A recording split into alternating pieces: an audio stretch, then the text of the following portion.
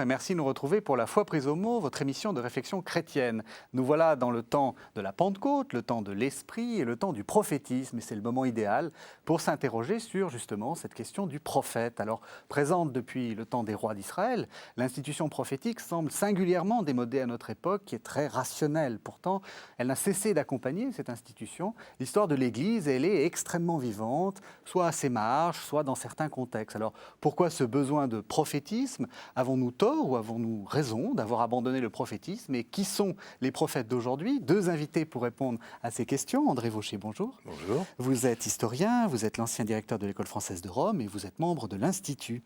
Sylvie Barnet, bonjour. Bonjour. Vous êtes historienne, vous êtes maître de conférences à l'Université de Lorraine et vous enseignez à l'Institut catholique de Paris et vous avez tous les deux participé à un collectif qui est paru aux éditions du Seuil, que vous avez dirigé, Monsieur Vaucher, qui s'appelle Prophète et prophétisme. Alors, le titre même du livre fait une distinction entre prophète et prophétisme. Et ma première question, peut-être un peu naïve, c'est quoi un prophète? Et est-ce qu'il faut faire une distinction entre prophète et prophétisme? Oui, il n'est pas inutile de faire une petite étape de réflexion sur la définition même de ces notions, parce qu'aujourd'hui, elles sont à la fois très répandues et pas mal galvaudées. Dès qu'un homme politique annonce quelque chose qui a des chances de se réaliser, on dit il a fait un discours prophétique. Oui.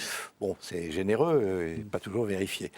Donc, en fait, il faut partir d'une notion biblique qui ensuite est passée dans le christianisme. Donc, c'est fondamentalement une notion judéo-chrétienne qui ensuite est passée dans l'islam, et d'ailleurs encore non seulement aujourd'hui encore, mais quand on interroge les gens dans la rue, on demande qu'est-ce qu'un prophète, les gens vous répondent « Ah ben c'est Mahomet ». Donc l'islam, évidemment, connaît lui aussi le prophétisme. Bien, alors revenons à ces termes. Le mot prophète vient du grec, prophéteo, ou prophétesse, le substantif, qui apparaît dans la Bible au moment où on la traduit de l'hébreu en grec, donc à Alexandrie au IIe siècle avant Jésus-Christ, ce qu'on appelle la Septante. Donc avant, on a un mot hébreu, nabi, qui désigne l'envoyé, le messager de Dieu. Alors, du vrai Dieu pour les prophètes de l'Ancien Testament, de Yahvé, qui s'opposent à d'autres prophètes, les prophètes de Baal, par exemple, Élie, qui affrontent une horde de prophètes du dieu Baal. Donc, il n'y avait pas que Yahvé qui avait des prophètes, tous les cultes du Moyen-Orient en avaient. Voilà. Mais avec ce changement de mots, de vocabulaire, de passage de nabi à prophète, il y a une inflexion du contenu même de la notion. Le prophète judéo-chrétien ne sera plus seulement un envoyé de Dieu, un messager qui annonce le Messie, mais quelqu'un qui interprète, parce que en grec, le mot prophétesse, le prophète, au sens étymologique du terme, c'est celui qui interprétait par exemple les oracles des dieux, les oracles d'Apollon, de certaines divinités. À Delphes, par exemple, il y avait des prophètes qui étaient les interprètes. Alors on va avoir désormais un double sens qui va rester dans le christianisme, à la fois le messager, celui qui vient annoncer la venue du Messie dans ce que nous appelons l'Ancien Testament, et d'autre part, l'exégète, l'interprète, celui qui permet de comprendre, qui a une meilleure compréhension que les autres de la parole de Dieu. Oui, parce que j'ai parlé d'institution prophétisme, il faut avoir à l'esprit qu'il y avait des prophètes officiels en Israël, que c'était des gens qui avaient une charge, parce qu'on imagine le prophète qui est pris par une sorte d'inspiration divine et puis qui tout d'un coup dit quelque chose et puis après retourne à ses chèvres ou à ses moutons. Pas du tout, là c'était des professionnels du prophétisme. Alors, c'est le prophétisme en tant qu'institution, mais un millénaire à se construire et à se mettre en place. On peut dire que dans le monde du Proche-Orient ancien, il existe des prophètes, la fonction d'homme de Dieu, voyant de Dieu, le prophète étant un homme qui parle la parole divine. C'est une fonction que l'on repère dans l'ensemble des religions du Proche-Orient, mais Israël va lui donner sa propre coloration, va lui donner sa propre couleur théologique. Et dans ce cadre-là, eh bien, progressivement, il y a au départ des bandes de prophètes,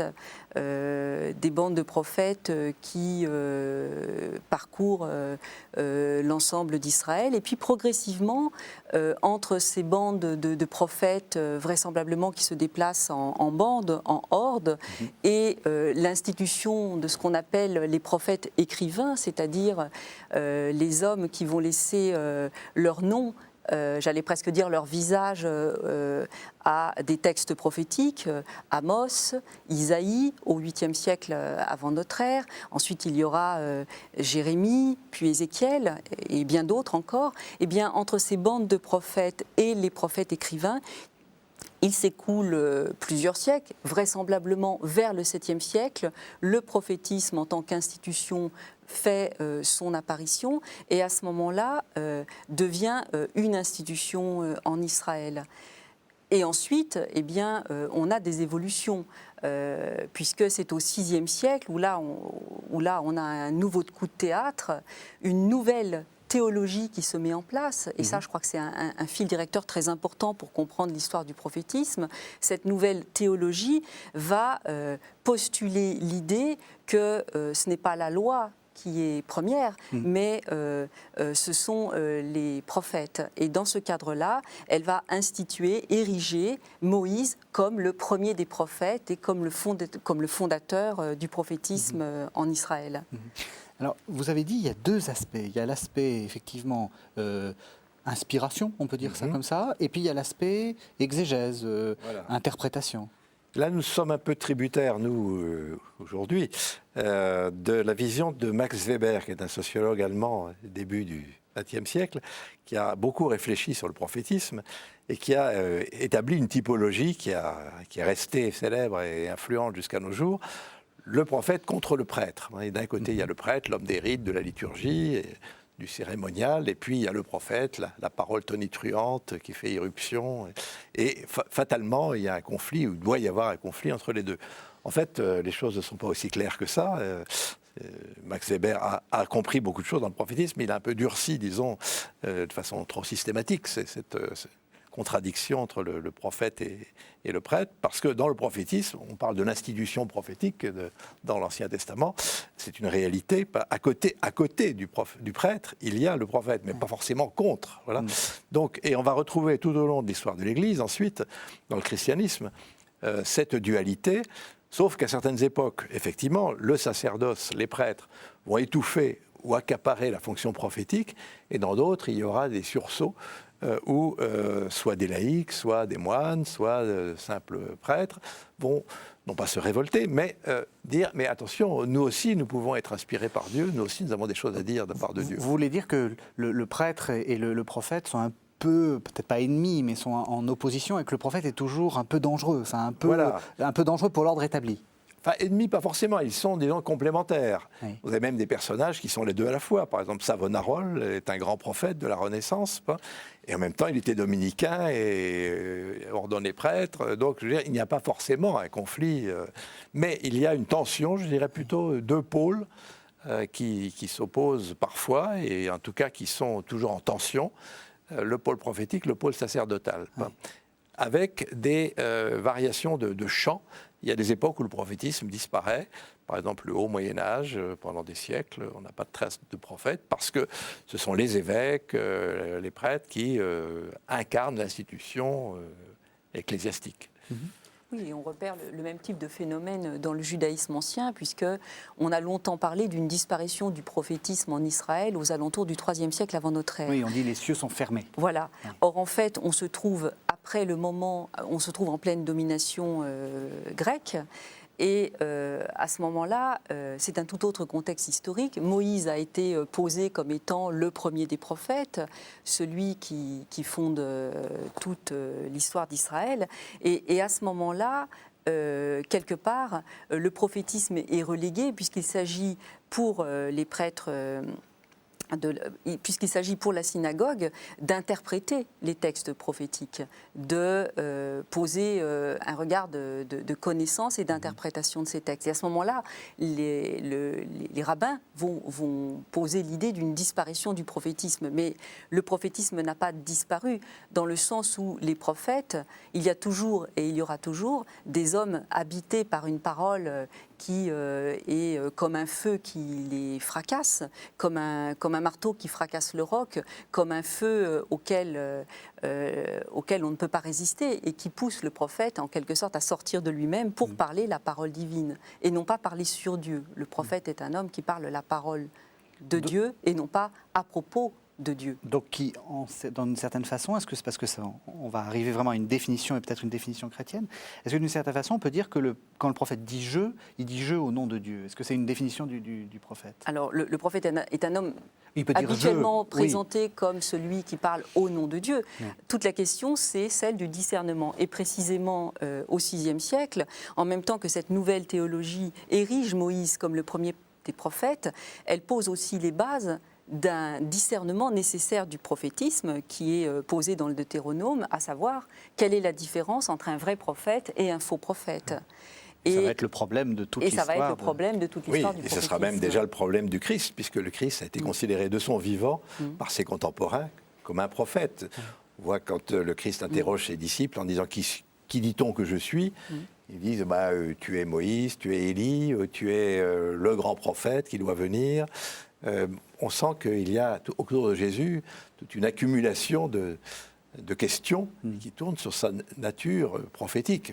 Et bien entendu, pour les chrétiens, Jésus est plus qu'un prophète, mais dans le contexte de l'époque, il faut bien le situer comme un parmi d'autres prophètes pour ses contemporains. Alors, après Jean-Baptiste, bien sûr. Vous arrivez directement à Jésus, c'est parfait. Est-ce que vous diriez qu'il y a une spécificité du prophétisme chrétien? Vous avez parlé de judéo-christianisme, donc en laissant supposer qu'on est dans la continuité. Est-ce qu'il y a quand même quelque chose de particulier dans le christianisme? Alors, il y a continuité dans la mesure où le christianisme reprend à son compte les livres prophétiques de la Bible.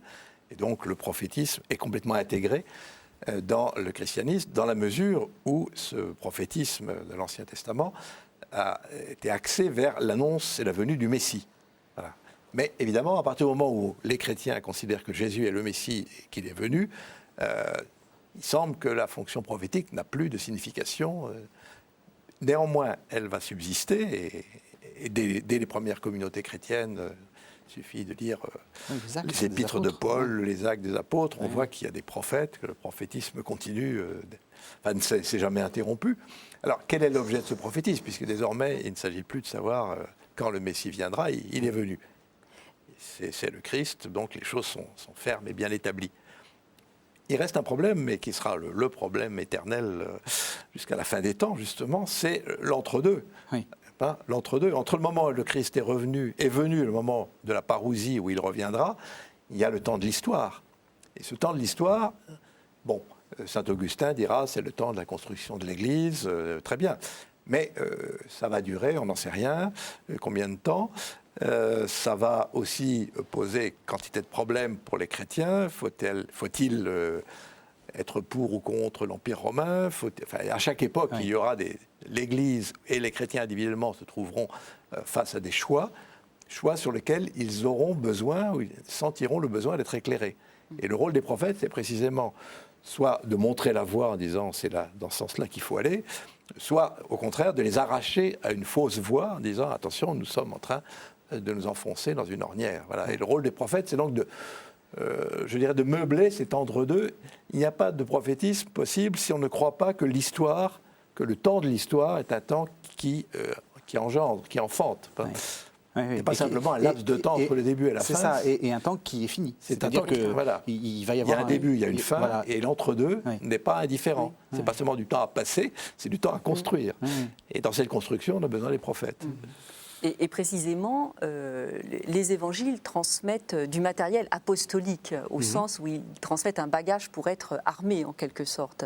Et notamment, si c'est bien la référence prophétique qui vient à la bouche des rédacteurs des évangiles pour nommer la figure de Jésus, c'est bien celle de prophète, mais en même temps, c'est pour la dépasser et montrer qu'il est le Messie annoncé par les prophètes, et c'est bien cela qui est transmis au premier siècle. Mais en même temps, c'est en tant que Messie que Jésus transmet à ses disciples la triple fonction prophétique qu'il assimile aux prophètes d'Israël.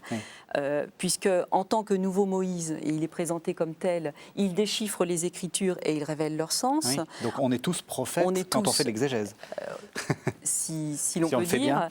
En tant que nouveau Jérémie, ses gestes manifestent la parole divine, et on peut prendre l'exemple des récits de miracles où les guérisons témoignent de ces gestes prophétiques. Et puis enfin, à la manière des prophètes, s'il y a bien une chose que Jésus fait, c'est bien de dénoncer le mal en puissance de réalisation, et c'est bien d'annoncer un ordre divin déjà là, voulu par Dieu et discernable par tous les hommes, le royaume de Dieu. Et donc, ce triple ministère prophétique, il est bien transmis, tout en subissant, et je crois que le terme est important, une mutation importante, très importante, puisqu'il est désormais identifié au Christ, il est désormais révélé aux yeux de tous par l'incarnation de Dieu dans la chair, il est en quelque sorte comme mis en pleine lumière.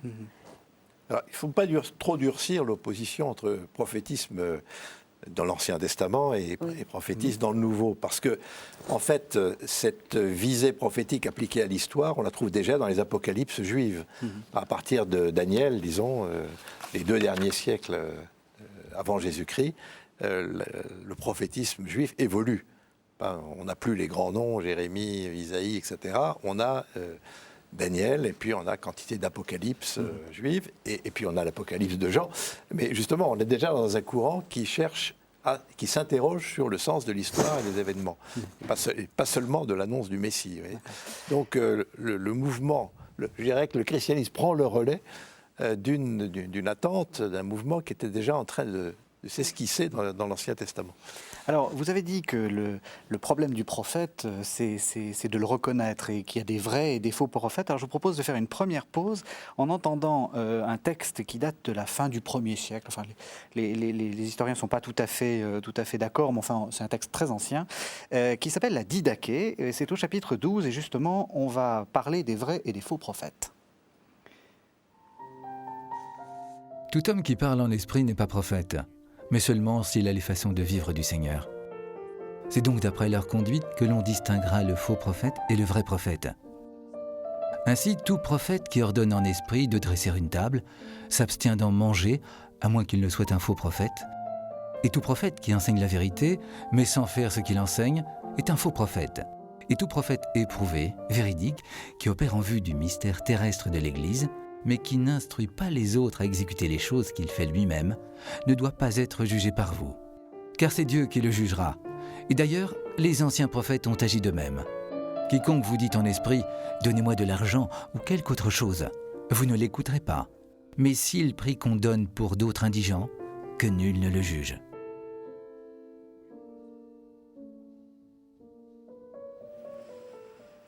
Voilà, donc on a fait une bonne définition du prophétisme. Maintenant, on va passer à l'histoire. Alors ça, c'est un texte tout à fait intéressant pour l'historien, parce que ça montre qu'on se méfie déjà un peu des prophètes. Tout à fait. Dès les premiers temps, il y a cette idée que le prophète, c'est quelqu'un d'important. Il faut qu'il y en ait dans chaque communauté chrétienne, Paul le dit. Mais en même temps, le langage prophétique doit être un langage responsable et contrôlé par la communauté. Voilà. Et ensuite, on va retrouver ce thème tout au long de l'histoire chrétienne, à partir du XIVe, XVe siècle aussi, quand il y aura une grosse poussée du prophétisme en Occident, avec une prolifération de révélations ou de pseudo-révélations. Les théologiens vont se poser la question, et Gerson, chancelier de l'Université de Paris, va écrire des traités sur le discernement des esprits, c'est-à-dire distinguer ce qui, dans tout ce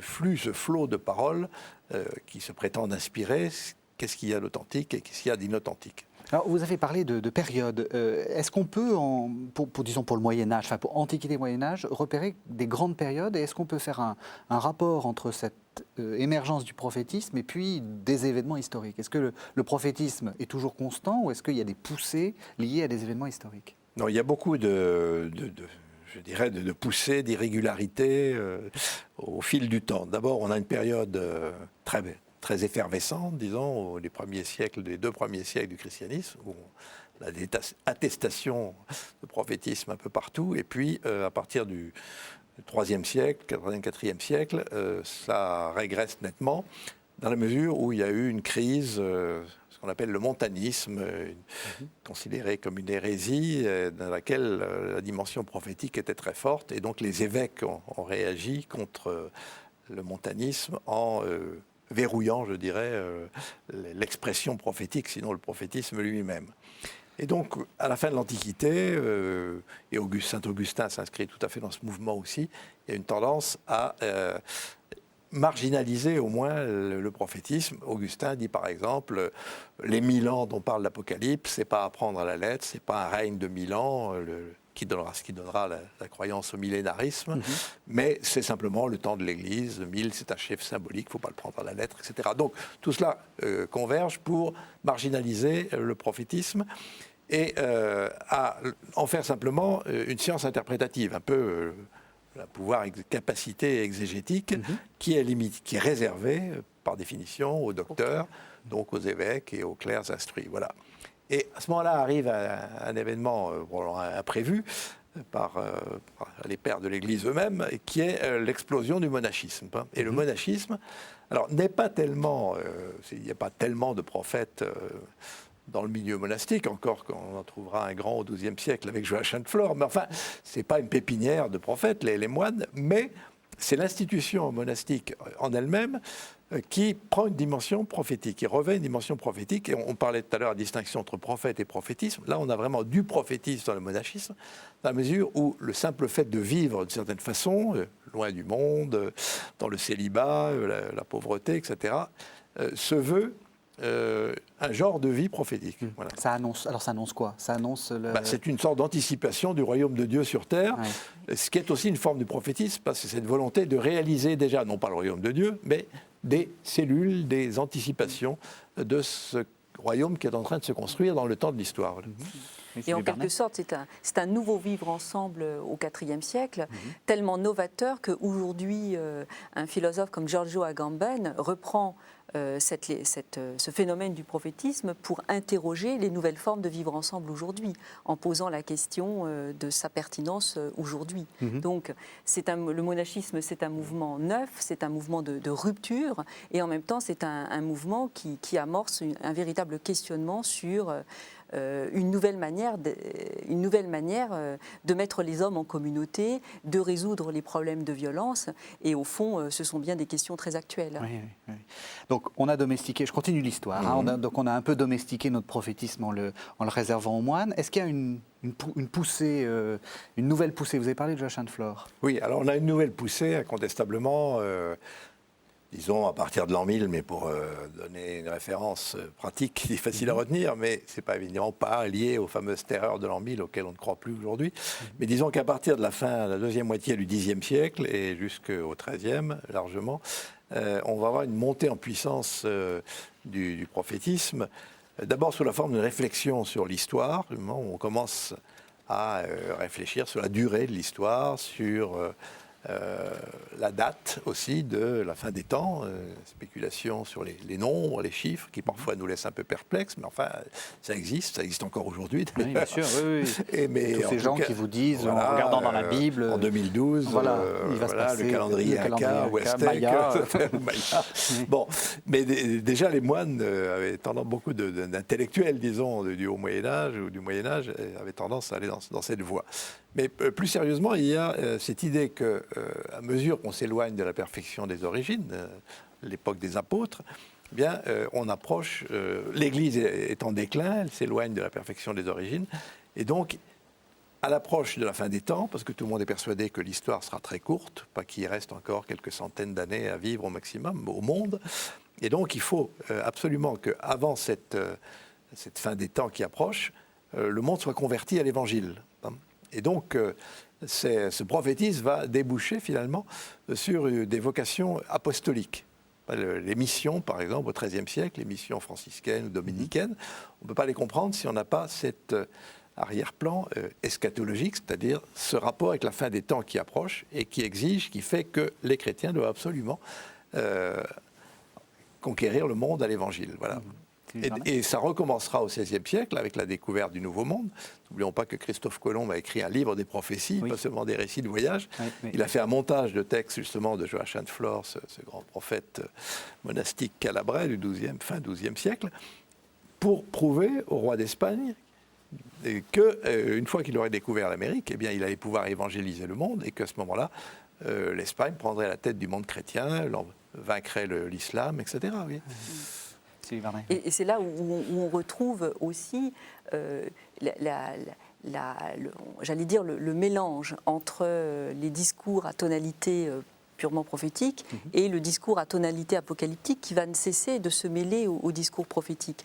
Or, il faut bien voir qu'aux origines de sa création, l'apocalyptisme, c'est un genre littéraire à part entière qui se distingue du prophétisme et qui vise c'est une littérature de résistance qui vise en temps de guerre à fournir face à l'absence d'explication au mal, eh bien une manière de consoler ceux qui souffrent, de tenir, d'être en résistance. Oui, et cette grille l'Apocalypse ne parle pas forcément, parle Oui. pas forcément de la fin des temps. Non. Il y a des apocalypses juives qui n'en parlent pas du Non, tout. Oui. pas du tout. Et cette littérature de résistance, finalement, cette grille de lecture apocalyptique, elle va n'avoir de cesse que d'être utilisée tout au long du Moyen-Âge, notamment, mais Oui. après, pour pouvoir finalement servir de grille de lecture aux mots du temps présent. Oui. Et on en verra notamment un abondant usage à la fin du Moyen-Âge, au XIVe, XVe siècle, notamment au moment du grand schisme. Alors ça s'applique à l'histoire de l'Église, bien sûr, et il y a un prophétisme intra-ecclésial, mais ça va déborder très largement sur le champ politique. Surtout qu'au Moyen-Âge, les choses ont été distinctes, mais pas séparées. Et donc, le prophétisme va prendre, à partir surtout du entre le XIIIe et XVe siècle, une dimension politique. Des souverains vont être appelés à jouer un rôle messianique pour établir, par exemple, l'unité de la chrétienté au moment du Grand Schisme. Quand il y a deux papes, c'est le roi de France dont on va faire un personnage absolument messianique, parce que lui seul pourra rétablir la concorde, ou pourrait rétablir la concorde entre les deux branches de l'Église qui se sont séparées.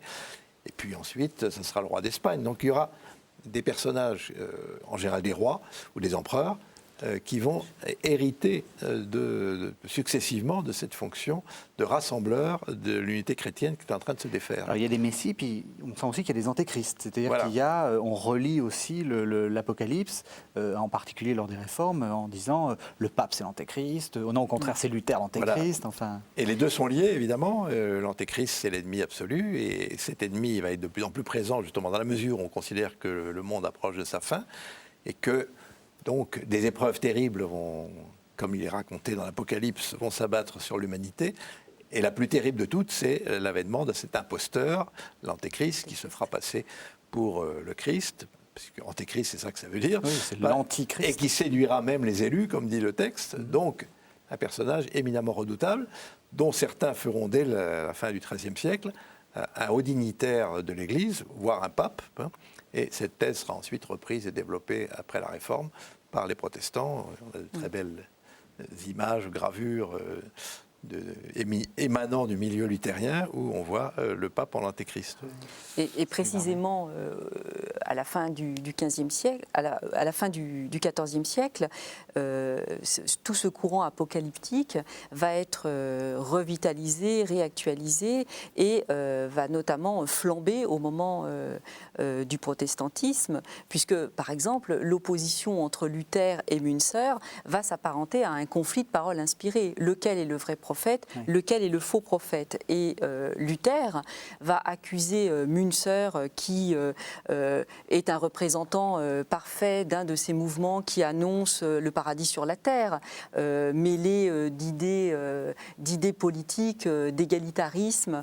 Eh bien, Luther va accuser Münzer d'être un faux prophète et vice-versa, et il va dénoncer les excès d'une réforme radicale, parce que tout le problème du prophétisme au XVIe siècle, à la fin du Moyen-Âge, c'est de glisser de l'inspiration à l'institution. Et tout le problème de Luther, ça va être de son inspiration, d'en faire une institution et de montrer qu'il ne saurait y avoir de réforme inspirée sans transformation institutionnelle. On est toujours dans cette dialectique. Et toujours dans cette dialectique. Prophétisme en marge qui veut s'institutionnaliser. Et dans ce contexte troublé, eh bien, Luther rompra avec Rome, mais ça sera pour organiser sa propre Église. Ouais. Et finalement, le discours de Luther va de manière un petit peu paradoxale, mais vouloir se démarquer de tout apocalyptisme ou sectarisme. Parce que précisément, la parole inspirée ne saurait ne pas aboutir à une Église. Ouais. Alors, on va être obligé d'accélérer encore, je suis désolé, mais ça donnera envie aux téléspectateurs de lire le livre, Prophète et prophétisme, qui est paru au Seuil. Est-ce qu'il y a un moment où ça disparaît? Parce que je l'ai dit dans mon lancement, on a l'impression que les lumières, la rationalité, tout ça, on a l'impression que voilà, on est des gens sérieux maintenant, et puis maintenant, les prophètes, il n'y en a plus, quoi. Oui, il y a incontestablement une période de déclin du phénomène prophétique. Je dirais bien avant les Lumières, déjà à partir de la deuxième moitié du XVIIe siècle, où précisément toutes les hiérarchies ecclésiastiques, mais aussi les hiérarchies politiques, pensons à Louis XIV en France, etc., qui écrasent les protestants, les camisards. C'est une révolte prophétique justement contre l'absolutisme de Louis XIV, en particulier dans le domaine religieux. Donc, on a une série de pouvoirs forts qui vont étouffer l'institution, le fait prophétique dans son ensemble. Et donc, ensuite, la philosophie des Lumières ridiculise ces énergumènes. Donc, tout ça va dans le même sens. Sauf qu'à force, précisément, d'éliminer, comme il arrive souvent, de vouloir éliminer, ou en tout cas ne plus tenir compte de ce facteur, on va le retrouver plus fort que jamais, dès la fin du XVIIIe.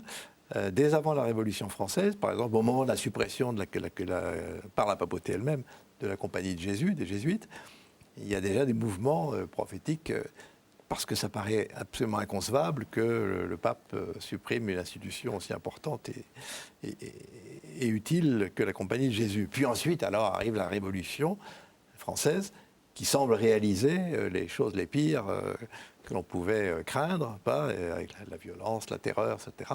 Et l'avènement d'un régime totalement athée en 1793. Donc là, il y a un schéma apocalyptique qui est en train de se réaliser sous les yeux des contemporains, qui se disent, ça y est, cette fois-ci, on y est arrivé, on est vraiment au plus bas.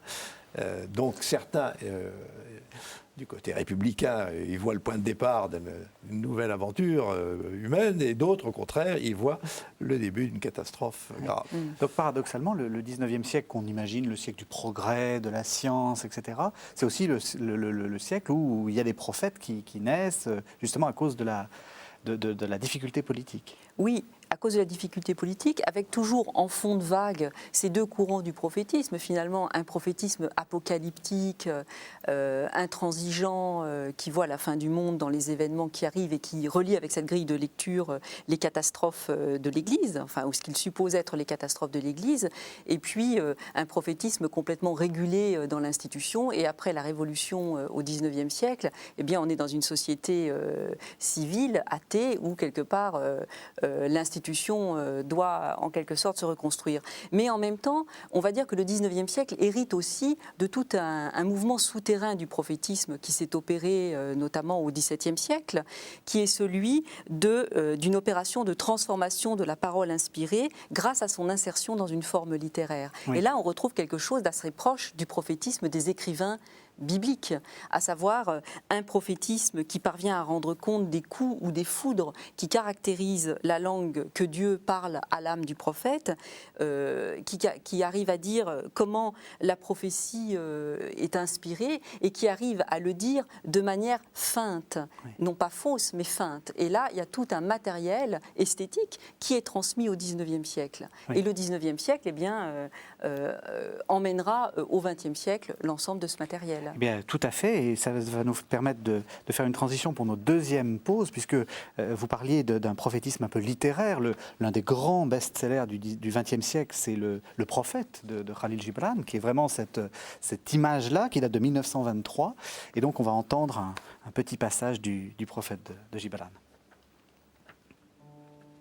Et Almitra, la voyante, dit « Béni soit ce jour et ce lieu, et ton esprit qui a parlé. » Et le prophète répondit « Était-ce moi qui parlais? N'étais-je pas aussi un auditeur ?» Puis il descendit les marches du temple, et tout le peuple le suivit. Et il atteignit son navire et se tint sur le pont. Et faisant de nouveau face au peuple, il éleva la voix et dit « Peuple d'Orphalaise, le vent m'invite à vous quitter.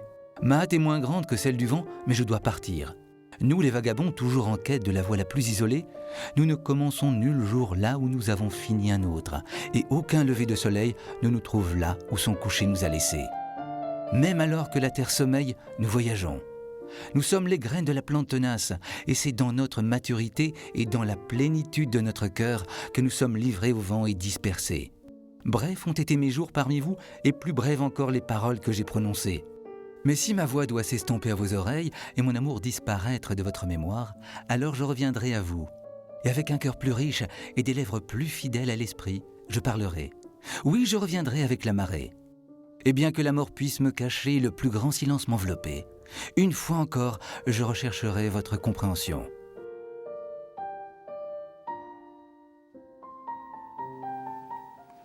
Alors, je reviendrai avec la marée. On a vraiment l'impression qu'il y a une sorte de retour du prophétisme au XXe siècle, paradoxalement. Ça, c'est ce que vous avez dans votre contribution, Sylvie Barnet, vous l'avez bien montré. C'est un siècle où on a un prophétisme littéraire. Alors vers 1900, on assiste à un renouveau du prophétisme littéraire, mais ce renouveau est porté par les siècles qui précèdent, et notamment, par exemple, par le grand prophète qu'est Victor Hugo. Victor Hugo, qui lui-même nomme le prophète avec une très belle image, il parle d'un homme océan. Et Victor Hugo définit le prophète comme celui à qui les cieux parlent et qui marche sur la terre. Et donc le prophète, c'est celui en lequel l'agir et le dire correspondent. C'est un homme dont la parole inspirée aboutit non seulement à une métamorphose de la langue pour faire entendre de manière audible la langue de Dieu à ses contemporains, donc métamorphose de la langue, mais en même temps c'est un homme qui agit, et qui agit pour dénoncer le mal en puissance de réalisation. Pour Victor Hugo, eh bien, ça sera tous les maux dont il est le témoin, notamment par exemple les atrocités de la Commune. En 1900, Charles Péguy agit exactement de même et va dénoncer quoi ? Le mal en puissance de réalisation, en prenant notamment l'affaire qui occupe tous les esprits dans les années d'avant-guerre, c'est-à-dire l'affaire Dreyfus. Et là, il va dénoncer ce qu'il voit arriver, à savoir la mort des Juifs. Vous citez Victor Hugo, vous citez Péguy. Ce qui est intéressant, c'est que on a l'impression que cette idée infuse dans le XXe siècle. Moi, je suis très frappé par le fait que, par exemple, au Concile de Vatican II, on se sent dans une ambiance prophétique et on n'arrête pas de dire qu'on est les prophètes des temps nouveaux, etc. Est-ce que ça veut dire qu'on a assimilé un vocabulaire, ou est-ce qu'il y a vraiment cette idée d'être prophète ? Alors, en 1960, dans les années 70, contemporaines des années du Concile, il y a une remise en vigueur des termes prophète et prophétisme que l'on trouve dans le Concile Vatican II, et en même temps, il y a tout un courant scientifique qui s'intéresse au prophétisme et qui est lui-même l'héritier des courants historiographiques, notamment à tendance marxiste des années 50-60. Donc, redécouverte du matériel prophétique et en même temps accent mis par la théologie sur le prophétisme, mais cet accent, je dirais qu'il est préparé par des théologiens, notamment le père Congar, qui consacre des ouvrages importants au prophétisme et qui va notamment pointer l'idée d'une participation des laïcs au ministère prophétique du Christ. Et l'idée sera reprise par Vatican II. Je crois que ce n'est pas un hasard, justement, si la redécouverte du prophétisme va de pair avec la redécouverte du rôle des laïcs dans l'Église. Parce que précisément, le prophétisme implique non pas un libre accès de tous à la parole, mais le fait que les baptisés sont tous, individuellement et collectivement, porteurs d'une parole de Dieu possible. Voilà. Et donc, le père Congar, par exemple, est à la fois un historien et un théologien du laïcat et un des hommes qui ont le mieux compris l'importance de ces dimensions prophétiques dans l'Église. Ça vérifie parfaitement ce que vous disiez au début, cette dialectique entre le prêtre et le prophète. Voilà, c'est-à-dire que, puisqu'on a la possibilité d'avoir des prophètes, voilà, il faut que le prêtre laisse la parole, enfin laisse la... Voilà, une autre dimension du XXe siècle qui procède, même si c'est lointainement du prophétisme chrétien, je dirais, ce sont les utopies. Déjà au XIXe siècle, les socialismes utopiques essayent de réaliser un projet de société qui est prophétique dans la mesure où il essaye d'annoncer une autre façon de vivre en communauté, de vivre entre hommes. Donc ça commence avec les socialistes utopiques, ensuite il y a le marxisme. Le marxisme annonce aussi de façon programmée, il se veut plus scientifique, mais il annonce des étapes dans l'histoire de l'humanité. Comme par hasard, ils reprennent les 3 étapes définies par Joachim Flor, évidemment en les laïcisant totalement. Oui. Mais enfin, l'avènement de la société sans classe, c'est pour le marxisme l'équivalent de l'avènement du royaume de Dieu à la fin de la parousie à la fin des temps. Voilà. Donc on se retrouve là dans une atmosphère tout à fait différente, puisqu'il n'y a souvent plus de référence du tout à Dieu, et même parfois un rejet total de la dimension religieuse, mais avec des référents qui restent inspirés par le judéo-christianisme. Et notamment le référent au joachimisme, malheureusement, il va servir de soubassement, ne serait-ce qu'au Troisième Reich. Où la venue d'un troisième millénaire, eh bien, c'est une reprise totalement, bien sûr. Là, c'est l'antéchrist. C'est totalement corrompu des idées de Joachim de Flore pour présenter l'idée d'un millénaire à venir qui serait celui du Troisième Reich. Ce que vous dites, enfin, justement, donc, ça inquiète un peu vis-à-vis du prophétisme. Est-ce qu'on a eu raison de s'en défier autant tout au long de l'histoire? Est-ce que c'est dangereux quand même? Tout au long de l'histoire, on a posé les bases d'une théologie du prophétisme nécessaire, depuis le Deutéronome en passant par Symbole, qui édifie la différence entre le vrai et le faux prophète, en reprenant notamment les catégories grecques du parler clair et du parler non clair. Et au XXe siècle, que font les théologiens? Eh bien, ils appellent à une théologie du prophétisme. C'est le titre d'un des ouvrages récents du bénédictin Guylain Lafont, parce qu'il montre que sans théologie du prophétisme, eh bien, la parole inspirée risque de tourner court, et notamment la parole littéraire, la parole esthétique et la parole sacerdotale. Visiblement, vous les aimez bien. Vous, est-ce que vous direz que c'est dangereux, les prophètes? Non, je ne dirais pas que c'est dangereux. Je dirais que dans le prophétisme, sous toutes ses formes, y compris celles qui nous paraissent un petit peu effervescentes, s'exprime, je dirais, le discours des vaincus ou des minorités. Vous voyez par exemple le rôle des prophètes en Afrique noire, il en est question dans notre livre, c'est très actuel, ou en tout cas ça l'a été, ça l'est peut-être un peu moins depuis une vingtaine d'années, mais enfin c'est très important. Et pourquoi est-ce que le prophétisme a connu un tel succès en Afrique noire? C'est uniquement dans les régions qui ont été christianisées. Donc c'est le contact avec les civilisations européennes et avec le christianisme a suscité les prophètes noirs qui se réclament d'une sorte de christianisme plus ou moins, qu'on peut trouver évidemment plus ou moins aberrante, mais qui essayent d'intégrer ce qu'ils reconnaissent comme valable dans le christianisme à ce qui est le fond de leur culture. Par exemple, le culte des ancêtres, qui est rejeté par les missionnaires et qu'eux considèrent comme constituant de la nature de l'homme africain. Et donc, ils vont proposer un discours prophétique qui permet de concilier, ou qui essaye de concilier, les croyances fondamentales du christianisme et en même temps les valeurs fondamentales de la civilisation africaine. Voilà. Donc ça peut donner des choses à la fin totalement délirantes, mais pas toujours d'abord. Et puis c'est toujours un cri qu'il faut savoir entendre. Pourquoi est-ce qu'à un certain moment on voit le Congo ou la Côte d'Ivoire se couvrir de prophètes? Ça signifie qu'il y a un problème non résolu, voilà, je dirais, dans le domaine religieux et dans le domaine culturel au sens large. Même chose en Amérique du Sud, on a aussi un énorme mouvement prophétique qui s'est développé dans un contexte alors un peu différent, surtout au Brésil, qui est celui de l'exploitation des masses paysannes par des grands propriétaires, une hiérarchie appuyée souvent sur l'Église institutionnelle, etc. Et donc, il y a un humus fondamentalement chrétien, mais qui ne trouve plus son répondant, sur le plan social en particulier, dans l'Église établie, et donc qui va chercher ailleurs sa réalisation, donc soit en adhérant à des messies, comme ça a été le cas au 19e, début 20e siècle, soit maintenant dans le pentecôtisme. Oui. Justement, on a l'impression que c'est des églises qui marchent avec du monde, avec de la vie, qui s'opposeraient à une sorte de déclin des vieux christianismes, des vieilles christianités, je ne sais pas comment on dit. Et vous l'avez dit, on a l'impression que, c'est Guylain Lafont aussi qui le dit, on a l'impression que le prophétisme, c'est ce qui permet de donner du sang neuf, enfin des idées neuves. Alors, Yves Congar disait « Il faut que se lèvent des hommes en qui s'est dressée une nouvelle naissance et qui puisse revivifier l'Église ». Il utilise la métaphore chère à Bergson de la sève qui va revivifier l'arbre.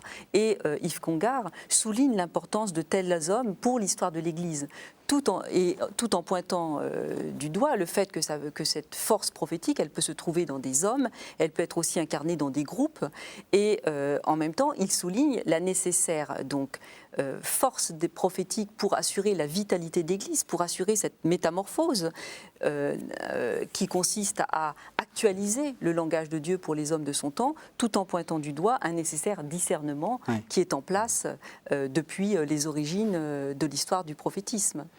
En tout cas, une chose qu'il faut réaffirmer, parce que c'est fondamental, depuis les origines jusqu'à nos jours, peut-être encore plus nécessaire aujourd'hui, c'est de dire que le prophétisme n'a rien à voir avec... Le prophète n'a rien à voir avec le devin. Et ça, c'est un grand thème tout au long de l'histoire judéo-chrétienne. Les devins, c'est une chose, et c'est une chose mal vue, une chose condamnable, parce qu'essayer de connaître la volonté de Dieu, à la limite, c'est sacrilège. Donc le prophétisme n'est pas de deviner ce qui va se passer, ça n'a pas d'intérêt, et c'est même une démarche, on peut dire, entachée de péché. En revanche, essayer d'aider les hommes comme individus et comme collectivité à s'orienter dans le temps et à faire les bons choix dans le sens de l'instauration du royaume de Dieu, ça c'est une fonction utile. Voilà. Tandis qu'aujourd'hui, on a tendance à mélanger prophétisme et divination, qui ont toujours été extrêmement bien distingués aux origines. Oui, le prophète est un interprète du présent, et s'il atteint l'avenir, comme le dit magnifiquement le bibliste Paul Beauchamp, c'est d'abord en nous atteignant. Donc le prophète, c'est avant tout celui qui représente une sorte de guide et d'action pour c'est une sorte de guide pour l'humanité, mais un guide dont on aura pris soin de discerner, dont on aura bien pris soin de discerner que la parole est inspirée. Alors, il y a tout le mouvement des communautés nouvelles aussi, qui se sont un peu fondées sur le prophétisme. Est-ce que vous diriez qu'actuellement, parce que dans votre article, vous parlez surtout du XXe siècle, est-ce que vous diriez qu'actuellement, les communautés nouvelles sont le lieu du prophétisme ? Alors, il faudrait avoir un peu plus d'avance dans le temps pour pouvoir le dire. C'est le futur qui le dira. Et en tout cas, ce qui est certain, c'est que de dire, c'est que les communautés nouvelles prennent comme schéma fondateur précisément la Pentecôte. Et la Pentecôte, qu'est-ce que c'est ? C'est l'instauration d'un ministère prophétique. Donc, on va dire que c'est la grille prophétique qui légitime leur action. On va dire que c'est la grille prophétique qui légitime leur action. Il revient maintenant à la théologie et peut-être à une nouvelle théologie de forger les outils de discernement pour discerner en quoi ces nouveaux courants sont ou non porteurs d'une intensité prophétique, d'une revitalisation pour l'Église d'aujourd'hui. Alors on arrive à la fin de notre émission et ce qui me frappe, c'est que vous avez convergé sur cette idée de discernement qu'on trouve dès le début. Est-ce que vous pouvez dire un mot, donc assez bref, puisqu'on est quasiment, il nous reste 4 minutes, sur ce discernement, comment est-ce que ça s'est opéré? Et donc actuellement, parce qu'on est quand même un peu effrayé quelquefois par le prophétisme, même sud-américain ou nord-américain, où on voit même aux États-Unis des choses comme ça. C'est quoi les critères qui ont été toujours employés et qui peuvent peut-être nous aider à mieux voir le prophétisme? Bien, il y a des critères qui n'ont pas varié au fil du temps, ou peu en tout cas. Le plus important, je dirais, c'est l'utilité sociale. Thomas d'Aquin consacre un grand chapitre au prophétisme dans sa somme théologique, ce qu'on ne sait pas toujours. Et non seulement il n'en nie pas l'importance ou la possibilité dans l'Église, mais il le prend en considération, mais avec cette réserve que ça n'a de sens que si c'est pour l'utilité commune. Donc un prophète qui essaye de se faire valoir lui-même ou de se servir d'une révélation divine pour accroître son pouvoir ou son influence, voilà, ça n'a pas de sens. Au contraire, c'est même un faux sens, c'est condamnable. Par contre, on revient toujours à cette idée, aider les hommes et les communautés à s'orienter dans le temps et aussi une certaine manière de vivre ensemble. Je pense qu'il y a... Dans le prophétisme, il y a toujours cette dimension, souvent en tout cas, cette dimension communautaire. On n'est pas seulement des individus, isolés. Il y a une certaine manière de vivre ensemble qui est prophétique. On l'a vu à propos du monachisme, mais on pourrait le reprendre par exemple pour les franciscains. C'est aussi une certaine manière de vivre ensemble, pas seulement d'être pauvre individuellement, mais de l'être collectivement. Voilà. Donc lorsqu'il y a cette dimension collective de prise au sérieux du réel, et en même temps dont on essaye de faire un point de départ pour une expérience spirituelle commune, à ce moment-là, l'expérience a des chances d'être authentique. Voilà ce qu'on peut dire. Toujours ce que disait la Didaché, hein, quand on vous dit « donnez-moi de l'argent », vous ne l'écouterez pas. Et puis, peut-être que les poètes nous rappellent aussi ce que dit l'exégèse la plus usuelle sur les 5 manières de discerner le prophétisme au XXe siècle, en insistant sur le fait qu'il s'agit d'un enseignement nouveau, plein d'autorité, en insistant sur le caractère poétique, sur le dire neuf de cette parole, sur l'expérience de choses simples, parfois de choses simples et évidentes, parfois sous la manière de vision. Et en disant le maintenant, en disant le présent, et dans ce présent en distinguant ce qui est à venir, non pas comme un futur, mais ce qui est déjà en route dans le monde, et puis en marquant et en insistant sur l'idée d'une parole qui rejoint un dire, et un dire qui réalise la rencontre entre l'homme et Dieu, qui est la fonction la plus essentielle du prophète depuis Israël, à savoir que le prophète, c'est celui qui dénonce toute entrave à la réalisation de la rencontre entre l'homme et Dieu, et en même temps celui qui annonce tout ce qui permet et rend possible sa réalisation. Vous avez parlé de poètes, quelques mots. C'est qui que vous nous conseillez, par exemple ? Ça sera très subjectif, évidemment. Bien sûr. De Charles Péguy à Étille Le Soum, la fourchette est grande. Ouais. Et je dirais à propos du prophétisme qu'il est plus urgent que jamais. Et il y a un très beau livre d'un assomptionniste qui est mort il y a quelques années, Bruno Chenu, qui s'appelle « L'urgence prophétique ». Et ce livre est fondamental parce qu'il montre bien qu'un des risques, après les grands élans de Vatican II et les retombées aussi qui ont suivi, ou les déceptions en certains domaines, le risque aujourd'hui serait de refermer, disons, un peu l'horizon chrétien et de se concentrer sur la dimension institutionnelle.